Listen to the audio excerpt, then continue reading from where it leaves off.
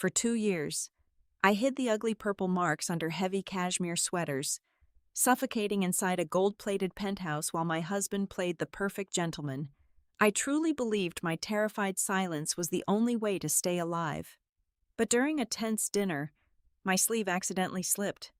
My uncle caught a single glimpse of my battered skin. His sharp eyes locked onto my abuser, and in that dead silence, everything changed. What he did next saved my life. Hello, everyone, and welcome back to Maya Revenge Stories. Unfortunately, YouTube has recently disabled our channel's monetization, leaving us without a budget to keep producing the content you love. If you find today's story captivating, please consider supporting us by joining our Patreon community, where you can listen to even more incredible, exclusive true stories that are longer, highly detailed, and feature multiple emotional voice actors bringing the situations to life in ways we simply cannot share publicly on YouTube. You can easily join by scanning the QR code currently on your screen or by clicking the Patreon link in the video description or the pinned comment below. Now, let us begin today's journey with a woman named Piper Burns.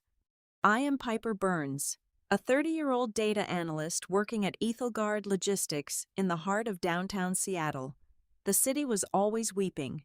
Relentless gray rain battered against the floor-to-ceiling windows of our luxury penthouse, casting long, distorted shadows across the imported Italian marble floors.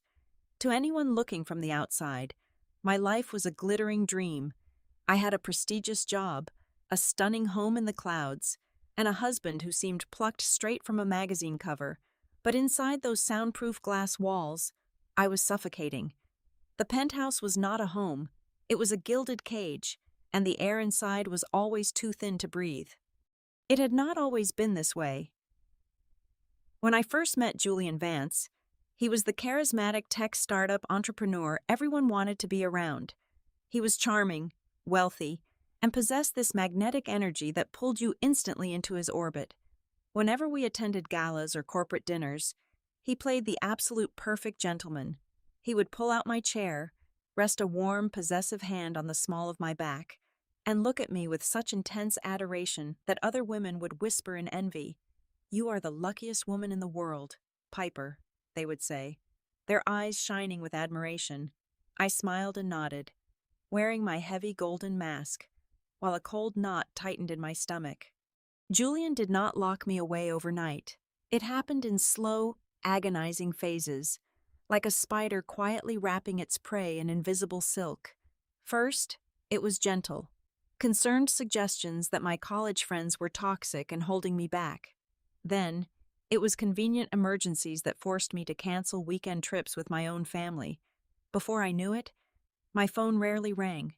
He manipulated my reality so masterfully, twisting every single argument until I was the one crying and apologizing for things I never did.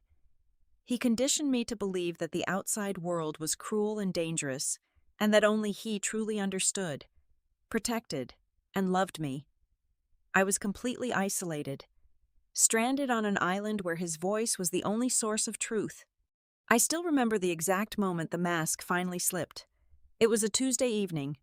The living room was dead silent, save for the low hum of the advanced climate control system. I had received a harmless text message from a male colleague asking about a data spreadsheet for work. Julian saw the screen light up, and a dark, paranoid jealousy washed over his eyes, erasing the man I thought I knew. The charming entrepreneur vanished, replaced by a terrifying stranger. The strike was sudden and violently hard, sending me crashing against the sharp edge of the glass coffee table. I sat on the cold floor, tasting blood in my mouth, completely paralyzed by shock and disbelief. Within seconds, Julian collapsed to his knees beside me. He sobbed uncontrollably, burying his face in my lap, crying those massive crocodile tears. "I am so sorry, Piper," he pleaded, his voice breaking with manufactured agony. "I just love you so much it drives me crazy. I swear on my life, I will never lay a hand on you again." But that promise was as fragile as the glass table I hit. The cycle repeated, growing darker and more frequent each time. The physical toll became impossible to ignore. Ugly, Blooming patches of deep purple and sickly yellow stained my upper arms and my delicate ribs. I became an absolute expert at hiding them. Even when Julian deliberately kept the penthouse heating turned up to the maximum setting, making the air thick, dry, and stifling, I insisted on wearing heavy cashmere long-sleeved sweaters and high-necked turtlenecks. Whenever anyone at the office asked if I was too warm, I would force a bright laugh and claim my iron levels were low and I always ran cold. For 2 entire years, I lived in this muted, terrifying reality. I was entirely consumed by a twisted belief that Julian was an omnipotent force. His connections in the Seattle tech world were vast, his wealth intimidating, and his public image absolutely spotless. I convinced myself that if I ever tried to run, he would find me, ruin my career, or do something far worse. The fear froze me in place, turning me into a silent ghost haunting my own luxurious life. I truly believed I would never escape his control, and that this beautiful, suffocating penthouse would eventually become my tomb. The fragile equilibrium of my existence shattered on a Tuesday afternoon. The catalyst was a simple phone call. My Uncle Arthur was moving back to Seattle. For the past 8 years, he had lived like a ghost in a remote log cabin nestled deep within the rugged mountains of Montana. Before his self-imposed exile, Arthur had been a relentless, award-winning investigative journalist for one of the largest newspapers on the West Coast. He was a man who made a living tearing down carefully constructed facades and dragging the ugly truth into the biting light of day. Hearing his gruff, familiar voice through the receiver brought a sudden, dangerous spark of warmth to my frozen heart. When I broke the news to Julian that evening, his reaction was wildly out of character. The usual composed, untouchable veneer cracked. Instead of offering a polite smile, his jaw tightened. His eyes darted toward the expansive windows as if expecting someone to be watching us from the sky. Over the next 48 hours, he became terrifyingly erratic. He spent hours furiously tapping on his tablet, aggressively recalibrating the security cameras positioned at every conceivable angle of the penthouse. He cornered me in the hallway, his fingers digging painfully into my collarbone. "Your uncle is a nosy old man. Piper," he hissed, his breath hot against my cheek. "You will not breathe a single word about our private life. We are happy. We are perfect. Do you understand me?" I nodded frantically, terrified of what he might do if I hesitated for even 1 second. The evening of the welcome dinner arrived, bringing with it an atmosphere so thick with tension it felt hard to swallow. At exactly 7 o'clock, the private elevator chimed. Uncle Arthur stepped into our pristine foyer, looking like a lone gray wolf who had wandered into a showroom. His weathered face was lined with deep creases, and his piercing blue eyes held a sharp, calculating intelligence that the years of mountain isolation had not dulled. Julian immediately slipped into his award-winning role. He greeted Arthur with a firm handshake, a dazzling smile, and an effortlessly charming joke. Throughout the extravagant 3-course meal, Julian commanded the conversation. He poured generous glasses of an expensive vintage red wine, bragging about his recent business acquisitions and dropping the names of influential politicians he had dined with just a few days prior. He painted a masterful portrait of a wildly successful, deeply devoted husband. But Uncle Arthur was not the kind of man who simply listened to the words people said. He watched the spaces between the words, from across the polished mahogany table. I could feel Arthur studying me. His gaze bypassed the expensive silk dress Julian had forced me to wear and cut straight down to the bone. He noticed the way I kept my head bowed, staring at the intricate patterns on my porcelain plate. He observed the unnatural stiffness in my posture. The defining moment happened right in the middle of a story Julian was telling about his tech startup. Julian chuckled warmly and reached over, casually resting his heavy hand on my shoulder to emphasize his affection. I could not suppress my physical reaction. My entire body violently flinched away from his touch. It was a microscopic movement, maybe lasting less than 2 seconds, but Arthur caught it. The air in the dining room instantly dropped 10 degrees. Arthur stopped chewing his steak. His fork hovered above his plate as his eyes flicked from Julian's hand to my terrified face. My heart began to hammer violently against my ribs. Desperate to break the suffocating silence, I awkwardly reached across the table to grab the silver salt shaker. I stretched my arm too far. The loose cashmere fabric of my sleeve caught on the edge of the tall wine glass. As I yanked my arm back to avoid a spill, the sleeve slid all the way up to my elbow. There, illuminated perfectly by the warm amber light of the chandelier, was a massive, mottled bruise. It covered the delicate skin of my forearm, a horrifying abstract painting of fading yellow, sickly green, and deep, angry purple. Time stopped. I froze, my breath trapped tightly in my lungs. I scrambled to pull the fabric down, but it was far too late. Julian reacted with the speed of a cornered predator. "Oh, darling," he said loudly, his voice dripping with exaggerated sympathy. "Is that still bothering you, Arthur? You would not believe the scare she gave me. She tripped and fell off the treadmill at the fitness center 3 days ago. Smashed her poor arm right against the metal railing.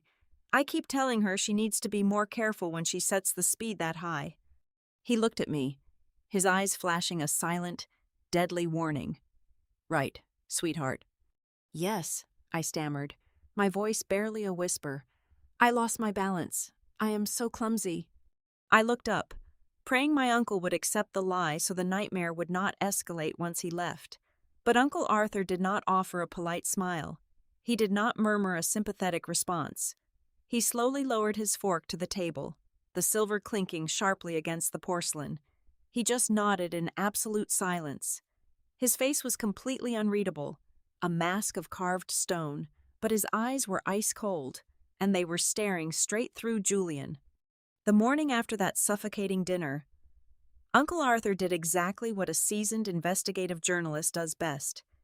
He vanished into the shadows. Instead of kicking down our front door and demanding answers with his fists, he began hunting. He quietly tailed Julian through the slick, rain-soaked streets of Seattle. He spent hours parked in alleyways, watching my husband take brief, hushed meetings in underground parking lots. Arthur burned through prepaid burner phones, calling in heavy favors from old newspaper editors, retired city detectives, and fixers buried deep within the city's criminal underbelly. He was pulling at the loose threads of Julian's perfectly tailored life, waiting to see what unraveled. While Arthur was digging through the dirt in the dark, I was sitting at my desk at Ethelgard Logistics, completely unaware of the storm gathering above my head. It was exactly 3 p.m. when a rare, flashing security alert locked my primary monitor. It was a Level 1 clearance anomaly, something I had not seen in my 5 years at the company. Frowning, I bypassed the standard firewall and dug directly into the encrypted system logs. What I found made the blood freeze entirely in my veins. My own high-level administrative account was actively logged in from an external disguised proxy, and it was approving blind shipping manifests. These were massive cargo containers, listed only as containing unverified electronic components, being aggressively routed through shadow ports overseas. I had never seen these files. I had never authorized a single one of these shipments. Someone had hijacked my digital signature and was moving phantom cargo under my name. That night, the paranoia gnawed viciously at my sanity. I returned to the penthouse to find Julian sitting in his home office, a heavy glass of bourbon resting on the desk. His laptop screen was open, displaying dense, encrypted server directories. Like an absolute fool, I let my crushing anxiety speak before my survival instincts could stop it. I quietly asked him what he was downloading, and why there were routing protocols perfectly matching the Ethelgard logistics framework running on our private home network. He did not just get angry, he shattered. The violence that followed was not born of his usual paranoid jealousy. It was the cold, calculated, and absolute rage of a predator whose hidden trap had just been disturbed. It was the most brutal, terrifying beating I had ever endured. He struck me with a terrifying precision, his eyes completely hollow and dead. When I desperately lunged for my smartphone on the marble kitchen island to dial for the police, he intercepted me, snatching the device from my trembling fingers. With a vicious snarl, He hurled it against the brick accent wall. The phone exploded into dozens of sharp pieces, the screen turning into a spiderweb of dead glass. He left me curled on the hardwood floor, bleeding and gasping for air, permanently severing my only lifeline to the outside world. The next morning, drawing a single breath felt like inhaling broken glass. I wrapped my severely bruised ribs tightly in medical tape, applied thick, desperate layers of heavy foundation over my swollen cheekbone, and forced my shaking body to go to work. I drove my car into the cavernous, echoing underground parking garage of Ethelgard Logistics. The concrete space was damp, cold, and entirely empty. As I stepped out of my vehicle, clutching my briefcase to my chest, a heavy hand suddenly grabbed my upper arm, pulling me forcefully into the dark shadows between two concrete support pillars. A terrified scream built in my throat, but a gruff, familiar voice cut sharply through the dark. "Quiet, it is me," Uncle Arthur whispered urgently. He guided me quickly into the passenger seat of his rented sedan, immediately hitting the central locking button. He did not say a single word about my destroyed face or my shallow breathing.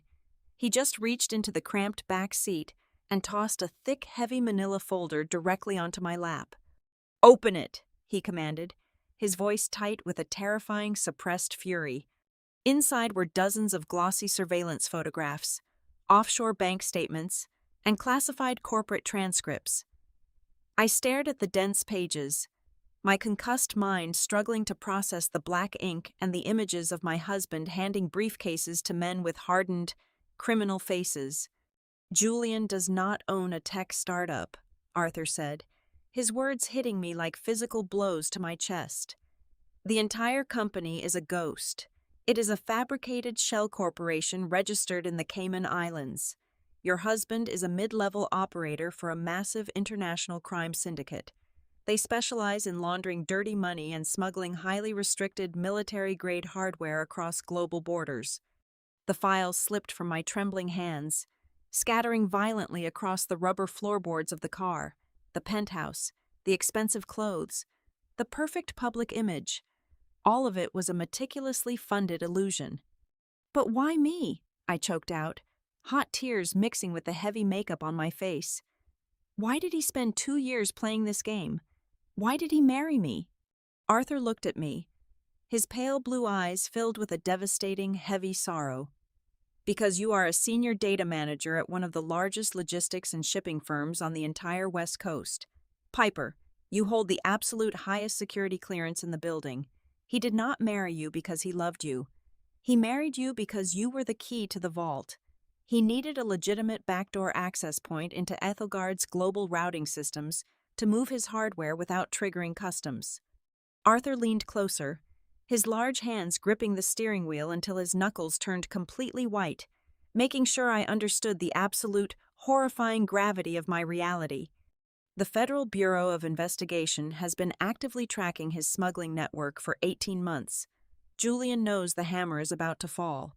He has spent the last 2 years methodically linking every single illegal shipment, every single wire transfer, and every single forged manifest straight to your personal IP address and your corporate employee identification number. When the feds finally kick the doors down, Julian will vanish into thin air, and you will be left holding the bag. They are going to charge you with corporate espionage, international money laundering, and federal treason." The horrifying truth crashed over me, suffocating me faster than the air in the penthouse ever could. I was not just a tragic victim of domestic abuse. I was a meticulously cultivated, perfectly framed scapegoat. The man I slept next to every night had spent our entire marriage building my gallows. Inside the car, my entire world completely dissolved into absolute terror, a life sentence in a federal penitentiary. The heavy words echoed endlessly inside my skull, ringing much louder than the violent Seattle rain hammering against the metal roof of the sedan. Treason, international money laundering. I was staring down the barrel of spending the rest of my natural life locked inside a concrete cage, a sacrificial lamb meticulously prepared to be slaughtered to protect a monster. The sheer magnitude of his betrayal triggered a massive, violent panic attack. I grasped frantically at my chest, entirely unable to pull enough oxygen into my burning lungs. Uncle Arthur reached across the console and grabbed my shoulders tightly, his large hands anchoring me back to reality. He forced me to look directly into his eyes. His voice was a low, steady rumble, completely devoid of fear. As he laid out a counterattack so incredibly dangerous it made my blood run entirely cold. I could not run. Arthur made that fact horrifyingly clear. If I ran, if I went to the police right then, Julian would immediately trigger the digital trap he had set, wipe his servers, and disappear into the wind, leaving me holding the smoking gun. I had to go back to the penthouse. I had to walk right back into the slaughterhouse, bow my head, and play the role of the docile, broken, perfectly submissive wife. Arthur needed exactly 48 hours to orchestrate a spectacular, devastating takedown, pulling every favor he had left in the world. My only job was to endure, to swallow my terror, and to keep Julian completely blind to the guillotine blade slowly lowering over his neck. That evening, I walked through the heavy front door of the penthouse, actively suppressing every single instinct that screamed at me to flee. I hunched my shoulders, kept my bruised eyes glued to the expensive marble floor, and quietly apologized for making him angry the night before. Julian looked down at me from across the kitchen island with a sickening mixture of cruel pity and absolute triumph. He genuinely believed he had finally broken the very last piece of my spirit. He accepted my trembling apology with an arrogant smirk and turned his back, heading toward the master bathroom to take his evening shower. The moment I heard the heavy, pressurized spray of the shower hit the glass tiles, my paralyzing terror was instantly replaced by a surging, desperate wave of adrenaline. I reached deep into my coat pocket and pulled out a tiny, modified flash drive Arthur had pressed into my hand earlier that day. It was loaded with military-grade spyware specifically designed to bypass local encryption protocols without triggering firewall alarms, ignoring the blinding, sharp agony radiating from my fractured ribs. I sprinted silently down the long hallway and slipped into Julian's dark home office. His primary laptop was glowing softly in sleep mode on the mahogany desk. I jammed the small black drive into the side port. A black terminal window immediately snapped open on the screen. Lines of bright green code scrolling at a dizzying, frantic speed as the malware began bypassing his security and cloning his local hard drive. I stared at the loading bar, my heart pounding so violently against my chest I thought my ribs would snap. 10%, 30%. Suddenly, the rushing water in the master bathroom shut off. I stopped breathing entirely. The silence in the penthouse was sudden and deafening, broken only by the distinct sound of Julian sliding the heavy glass shower door open. 50%, 80%. Come on. I prayed silently, my hands shaking so badly I could barely grip the edge of the desk. I could hear his wet footsteps padding heavily across the bathroom tiles, moving closer to the bedroom door. 99%. The terminal window vanished, leaving the screen perfectly blank.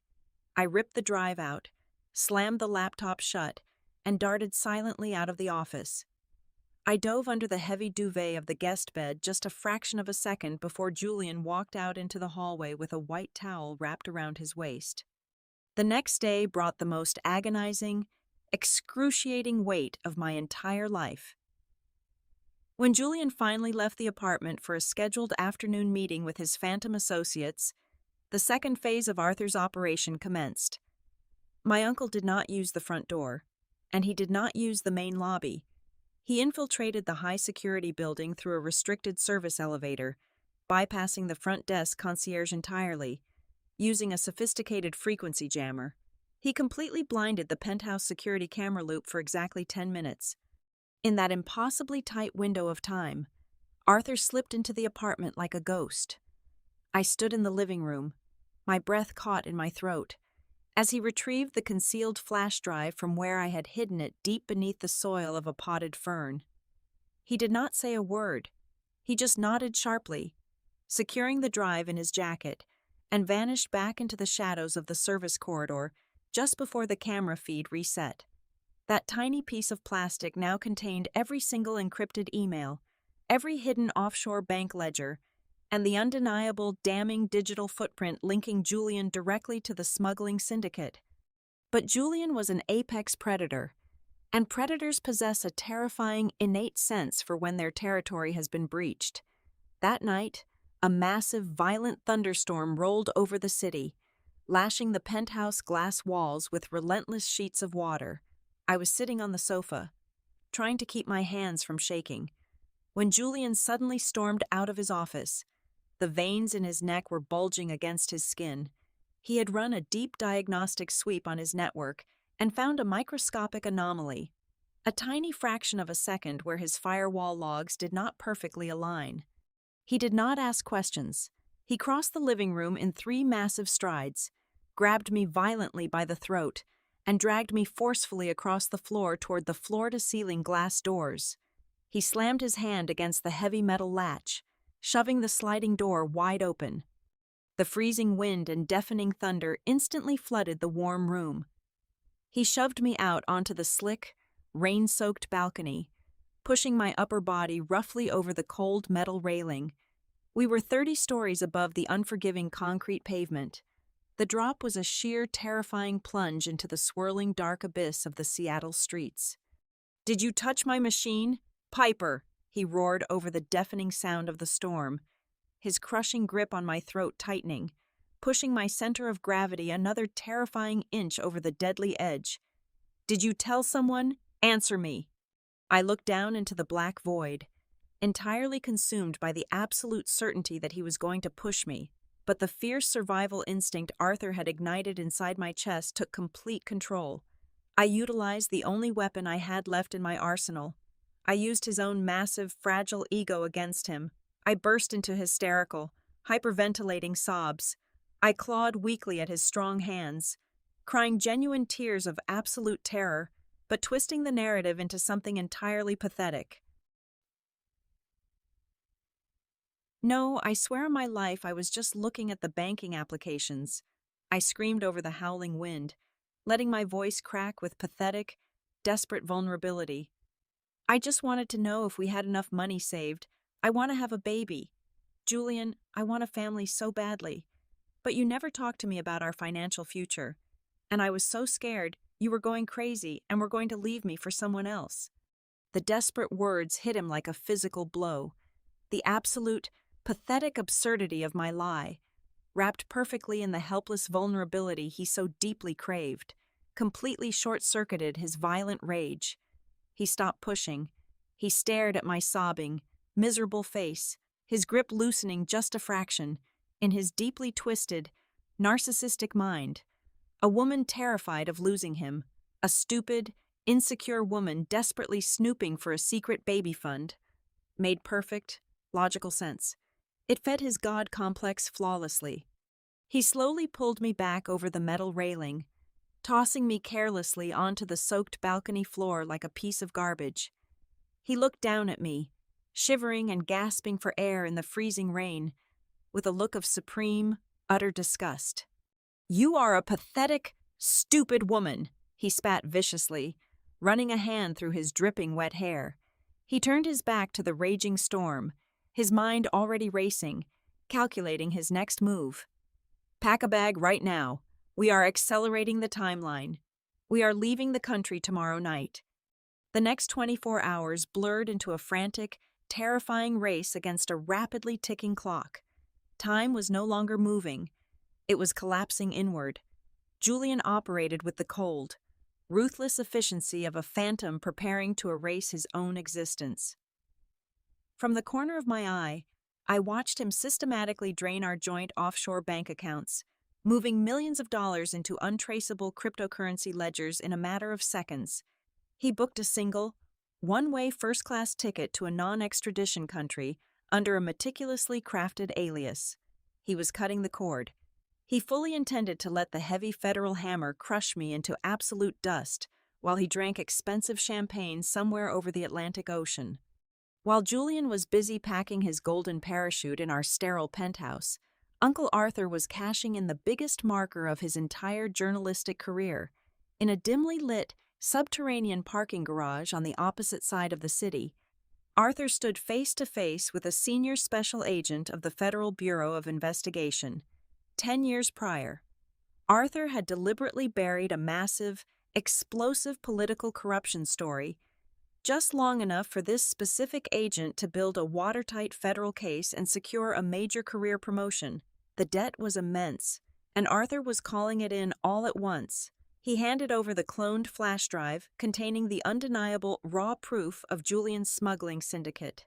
The trap was set. Heavily armed federal tactical units were already quietly mobilizing in the dark. I had one final, desperate mission to execute. I walked into the towering glass headquarters of Ethelgard Logistics for the very last time. My hands were perfectly steady as I logged into the master administrative mainframe. I bypassed the standard security protocols and dug straight down into the corrupted network roots Julian had secretly planted. With a rapid series of heavy keystrokes, I permanently locked every single digital backdoor he had created. I slammed the virtual server gates shut and encrypted the master locks. I effectively trapped his digital footprints inside the system, freezing the logs exactly where they were. The trap firmly secured his actual internet protocol address, locking the damning evidence permanently to his personal machine at the penthouse. He was digitally cemented to the crime scene, completely blind to the fact that his escape hatch had just been welded shut. The atmosphere inside the penthouse that evening was suffocatingly tight, heavy with the electric, buzzing anticipation of a looming execution. Thunder rumbled faintly in the distance as Julian threw perfectly folded bespoke suits into a black leather suitcase. A sickening, arrogant smirk played on his lips. He poured 2 glasses of an impossibly expensive vintage red wine at the marble kitchen island. I watched his reflection in the dark, rain-streaked window glass. I saw his hand hover over one of the crystal glasses. I saw the tiny, subtle flick of his wrist as he dropped a heavy, concentrated dose of crushed sedatives into the dark red liquid. He was going to put me to sleep, slip out the front door, and let me wake up to federal agents kicking down the walls. He turned and handed me the tainted glass, his eyes practically gleaming with victorious malice. "To new beginnings, my darling," he purred smoothly, raising his own glass in a mock toast. "Drink up. You look absolutely exhausted. You really need to sleep." "To us," I whispered, forcing a compliant, completely broken smile. I brought the crystal rim to my lips, tilting my head back, but I kept my teeth tightly clenched. I let the bitter, chalky liquid pool briefly in my cheeks. The exact moment Julian turned his back to check his platinum wristwatch, I quickly stepped toward the large decorative ficus tree in the corner and spat the poisoned wine directly into the dark soil. I stumbled slightly, playing the part of the fading victim. Within exactly 5 minutes, I let my eyelids flutter heavily. I slumped sideways onto the expensive leather sofa, letting my limbs go completely limp, entirely mimicking a deep, chemically induced coma. My eyes were shut, but my mind was screaming. My heart battered against my ribs so violently I was terrified he could hear it echoing in the quiet room. Every single second stretched into an excruciating eternity. I was waiting for the signal. I heard the sharp click of the suitcase latch closing. I felt the floorboards shift as he walked over and stood directly above my supposedly unconscious body. The distinct scent of his expensive cologne mixed intensely with the metallic smell of his absolute betrayal. "You really are a stupid, pathetic creature," Julian sneered quietly in the dark, his voice dripping with pure, unadulterated venom. "Enjoy the federal penitentiary, sweetheart. Tell them I said goodbye." He turned on his heel. I heard the heavy wheels of his suitcase roll smoothly across the hardwood floor, moving steadily toward the front door. The final countdown had reached absolute zero. The heavy oak door swung open with a smooth click. Julian took exactly 1 step across the threshold before he froze completely. The dark corridor was entirely illuminated by the sharp, blinding glare of tactical flashlights. A dozen heavily armored federal agents stood shoulder to shoulder, their assault rifles raised and perfectly leveled at his chest. Standing dead center, completely unfazed by the sea of tactical gear, was Uncle Arthur. His pale blue eyes were colder than absolute zero. Julian dropped his expensive leather suitcase. It hit the hardwood floor with a heavy thud. Instantly, his pristine mask slid perfectly back into place. He raised both hands in the air, widening his eyes in a magnificent display of manufactured terror. "Thank God you are here," Julian shouted, his voice trembling with perfectly faked desperation. "You have to protect me. It is my wife. Piper is the mastermind. She is running a massive money laundering network through Ethelgard Logistics. I just found out the truth, and I was running for my life because she threatened to kill me." I slowly swung my legs off the leather sofa and stood up. I walked calmly across the room, feeling the cool marble under my bare feet. I was not dizzy. I was not drugged. I was completely, beautifully awake. Julian whipped his head around, staring at me as if I were a ghost rising from the grave. I reached into my pocket, pulled out a small silver flash drive, and tossed it firmly onto the kitchen island. It clattered loudly in the dead silence of the room. "That is a truly fascinating story, Julian," I said, my voice steady and completely void of fear. "Unfortunately for you, the malware on that drive did not just clone your financial ledgers, it also hijacked your laptop microphone. The agents already have the audio files of you bragging to your overseas buyers about exactly how you were going to frame your stupid, naive wife." The lead federal agent stepped straight into the foyer, his heavy boots echoing off the walls. "Save your breath, Mr. Vance," the agent commanded sharply. "We have already secured your physical hard drives at your secret offshore office, thanks to the digital map your wife locked inside the logistics mainframe. Our cyber division traced every single encrypted transaction straight back to your actual Internet Protocol address. We have you on federal wire fraud, treason, and racketeering. The evidence is 100% undeniable." The realization hit Julian like a physical shockwave. His wealth, his connections, his flawless manipulation. None of it mattered anymore. He was trapped. The charming entrepreneur evaporated, and the vicious, rabid animal underneath finally snapped with a guttural, terrifying roar. Julian lunged directly at me, his hands outstretched, desperate to wrap his fingers around my throat one last time. He never even made it halfway. Uncle Arthur moved with blinding speed. He stepped smoothly into Julian's path, intercepted his outstretched arm, and executed a flawless, brutal tactical arm lock. With one sharp twist, Arthur swept Julian off his feet and slammed him face first into the unforgiving Italian marble floor. The sickening crack of Julian's nose breaking echoed loudly through the penthouse. Within 3 seconds, heavy steel handcuffs snapped tightly shut around his wrists, permanently ending his 2 years of terrifying control. 8 months later, a federal judge handed Julian a sentence of 45 years in a maximum security federal penitentiary without the possibility of early parole. When I finally walked out of the towering federal courthouse, the relentless Seattle rain had finally stopped. The sky was a brilliant, blinding blue, and the warm afternoon sun washed over my face. I took a deep, unrestricted breath of fresh air. I was free. I was undeniably strong, and most importantly, I was no longer hiding. I linked my arm tightly through Uncle Arthur's arm, smiling up at the man who had pulled me out of the dark. I wore a simple, beautiful summer dress with short sleeves. The ugly purple and yellow marks were completely gone, and I swore to myself that I would never wear another long-sleeved sweater again. Thank you so much for taking the time to listen to my story today. I would love to know where in the world you are tuning in from, so please let me know in the comments below.